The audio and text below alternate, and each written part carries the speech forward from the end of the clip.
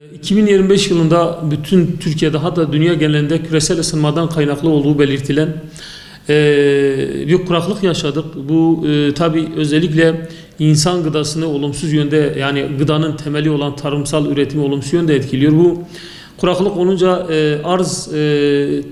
arzdaki gıda ürünlerinin yetersiz kalması nedeniyle tabii bu fiyatlardan işte tüketime kadar, sağlıklı gıdaya kadar, gıdaya ulaşım noktasına kadar her şeyde olumsuz bir etkilenme oldu. Biz hala şu anda 2026 yılın başına tarımsal ekim dönemine başlamadan evvelki döneme kadar bu kuraklık bizi hala ciddi bir şekilde etkilemektedir. Etkileme olayı özellikle barajlarımızın doluluk oranı, içme suyu noktasında dere yataklarının, çaylarının, nehirlerin, ırmakların, havzalarının beslenmesi açısından ciddi sorun yaşamaktadır. Biliyorsunuz bu havzalar da yine canlı ekosistemin yaşadığı bir alandır ama şu anda bizim öncelikli olarak etkilendiğimiz konu tarımsal üretimdir.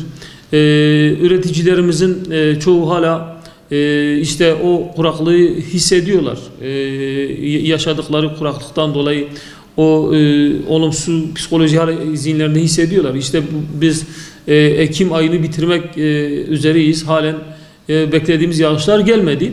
Tabii bizim Ekim dönemimiz, tarımsal üretimdeki ekiliş dönemimiz Ekim ayı ile birlikte başlamaktadır bölgemizde. Kasım ayı Aralık ayın sonuna kadar devam etmektedir. Bazen Ocağa kadar da sarkabilmektedir. Ama bu tarihe kadar biz halen yeterli bir yağış almış değiliz.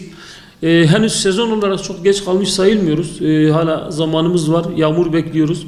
Ama Kasım ayında ciddi bir yağış almamız gerekiyor. Almamamız durumda yine kuraklık açısından ciddi bir sıkıntı yaşayacak. Bilindiği üzere tarımsal üretimde vejetatif bir süreç vardır. Bitkilerin yaşam ömrü belli bir zamanı var. Dolayısıyla toprağa atıldığı süre ve sonuna kadar, yani bizim en geç Aralık ayına kadar toprakla buluşturmamız lazım tohumu. Dolayısıyla Aralık ayına kadar ciddi bir yağış bekliyoruz tarımsal üretimi yapmak için. Henüz tarlalarımız sürülmedi. Biz yağış bekliyoruz. Yağış geldiği andan itibaren biz sürmeye devam edeceğiz.